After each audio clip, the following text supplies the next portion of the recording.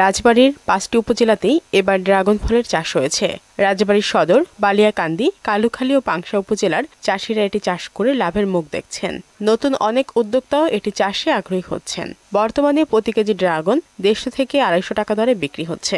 স্থানীয় চাহিদা মিটিয়ে এখানকার ড্রাগন যাচ্ছে ফরিদপুর, মাগুরা, কুষ্টিয়া, চুয়াডাঙ্গা ও ঢাকা সহ আশপাশের জেলাগুলোতে।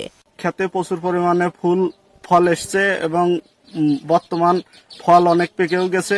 আমাদের বাগানে প্রচুর ফল ধরেছে। আমি করছি, আমার করায় মনে করি সফলতা আসবে। রাজবাড়ীতে এর চাষ সম্প্রসারণে কৃষি বিভাগ কাজ করছে বলে জানালেন এই কৃষি কর্মকর্তা। রাজবাড়ীতে বেশ কিছু উদ্যোক্তা তৈরি হয়ে গেছে, তারা ড্রাগন চাষ এগিয়ে আসছে এবং সফলভাবে ড্রাগন চাষ করতেছে। আমরা আশা করি রাজবাড়ীর মাধ্যমে ড্রাগন চাষ করে সারা বাংলাদেশ আমরা সরবরাহ করতে পারবো এবং রাজবাড়ীর মাধ্যমে বাংলাদেশের বিভিন্ন জেলায় জেলায় সুপার মার্কেটগুলোয় আমরা ড্রাগন সাপ্লাই দিতে পারবো। মাটি ও আবহাওয়া অনুকূলে হওয়ায় এই অঞ্চল ড্রাগন চাষের উপযোগী বলেও জানান তিনি। শারমিন স্বর্ণা, মোহনা সংবাদ।